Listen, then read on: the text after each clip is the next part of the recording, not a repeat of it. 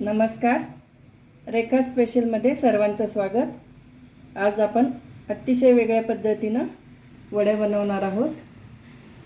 तुम्ही खाल्लेल्या नसतील तर अशा पद्धतीनं नक्की करून बघा. खूपच कुरकुरीत आणि टेस्टी ह्या वड्या होतात. तर इथे मी 3 पोळ्या घेतलेल्या आहे, म्हणजेच चपाती, साध्या चपात्या असतात ह्या. तर ह्या आपल्याला शिळ्या घ्यायच्या आहे आणि तुम्हाला जर शिळी नको असेल तर तुम्ही ह्या पोळ्या बनवून 3 ते 4 तासच ठेवायच्या. 3-4 तासानंतर आपण ह्या वड्या बनवू शकतो. तर चला आपल्याला साहित्य काय लागणार आहे ते बघूया. इथे मी 3 चपाती घेतलेली आहे. 1 वाटी बेसन पीठ, अर्धी वाटी तांदळाचं पीठ, 1 वाटीभर कोथिंबीर, लसूण, अद्रक आणि हिरवी मिरचीची पेस्ट म्हणजे कुटून घेतलेला आहे, आणि 1 चमचा लाल तिखट, 1 चमचा जिरा पावडर, 1 चमचा हळद, 1 चमचा तीळ, चवीनुसार मीठ आणि थोडासा हिंग. चला तर आता आपण रेसिपीला सुरुवात करूया. तर आता आपण इथे एक बाउल घेतलेला आहे. यामध्ये डाळीचं पीठ घालून घ्यायचं आहे, तांदळाचं पीठ, भरपूर कोथिंबीर, तीळ, हिरवी मिरचीचा ठेचा, यामध्ये अद्रक आणि लसूण घातलेला आहे, आणि 3 ते 4 हिरव्या मिरच्या, लाल तिखट, हळद, चवीनुसार मीठ, जिरा पावडर आणि हिंग. आता आपण हे व्यवस्थित मिक्स करून घेणार आहोत. तर चमच्याच्या सहाय्याने किंवा तुम्ही हाताने देखील हे मिक्स करून घेऊ शकता. यामध्ये आता थोडंसं पाणी घालून घ्यायचं आहे. आपलं भज्याचं पीठ असतं ना, त्याप्रमाणे आपल्याला हे पीठ मिक्स करून घ्यायचं आहे, म्हणजे आपल्याला हे पोळ्याला व्यवस्थित लावता येतं.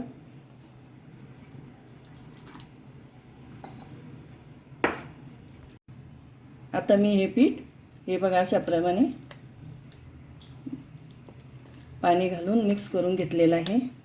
अगदी भज्याचं पीठ असतं ना तसंच बनवायचं आहे.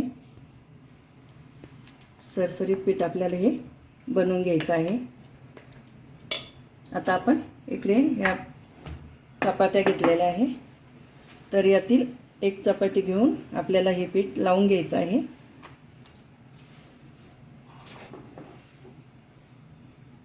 आता हे मिश्रण आपण चपातीवर घालून घेणार आहोत.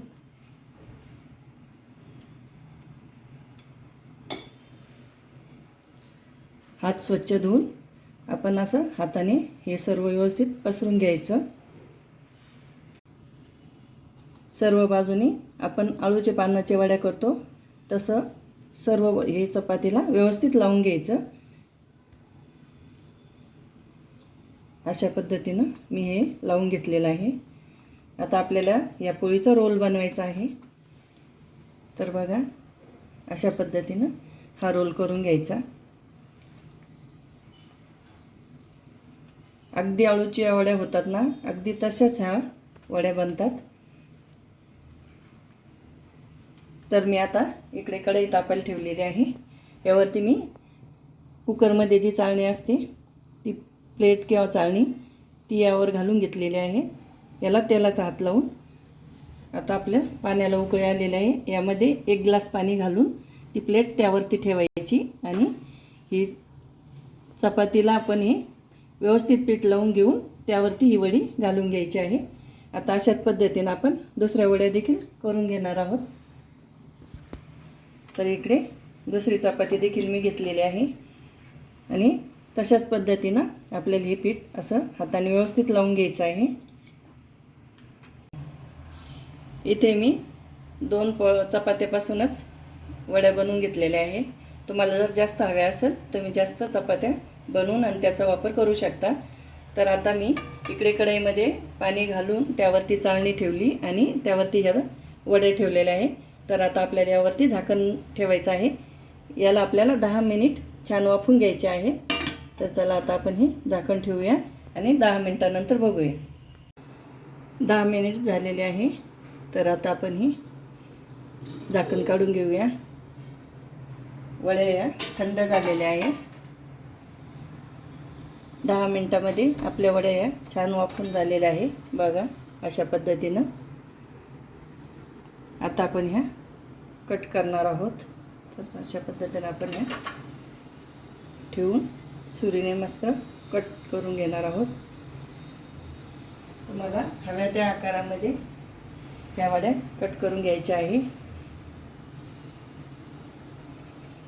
मस्तच वड्या झालेल्या आहे. अगदी कुरकुरीत होतात आणि वेगळ्या पद्धतीनं मी या केलेल्या आहे. अशाच पद्धतीनं आपण पत्ताकोबी असतो त्याच्या देखील वड्या बनवू शकतो.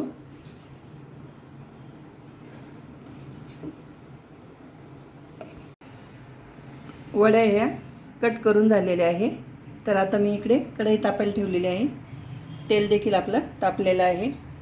तर यामध्ये आता आपण वड्या घालून घेऊया. तुम्हाला तळायच्या नसेल तर तुम्ही डीप फ्राय देखील करू शकता.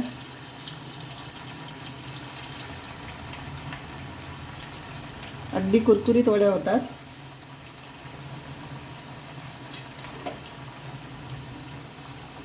एका मिनिटानंतरच आपल्याला ह्या पलटून घ्यायच्या आहे.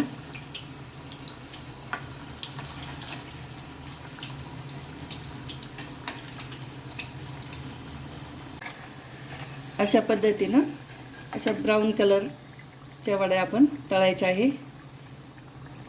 बघा मस्त कुरकुरीत वड्या झालेल्या आहे. किती सुंदर कलर आलेला आहे. मस्त कुरकुरीत झालेल्या आहे. अशाच पद्धतीनं आपल्याला सर्व वड्या तळून घ्यायच्या आहे. चला तर मैत्रिणींनो, आपल्या चपातीपासून अतिशय कुरकुरीत अशा वड्या तयार झाल्या आहे. बऱ्याच वेळेस काय होतं, चपात्या उरतात आणि त्या खाल्ल्या जात नाही. तर बरेच लोक काय करतात, ते डस्टबिनमध्ये टाकतात. तर असं करू नका. तर अशा पद्धतीनं तुम्ही या वड्या नक्की करून बघा. म्हणजे तुमच्या चपात्या देखील वाया जाणार नाही आणि अन्नाची नासाडी होणार नाही. तर अशा पद्धतीनं वड्या नक्की करून बघा आणि कशी वाटली रेसिपी कमेंट करून नक्की कळवा. लाईक करा, शेअर करा, सबस्क्राईब करायला विसरू नका. धन्यवाद.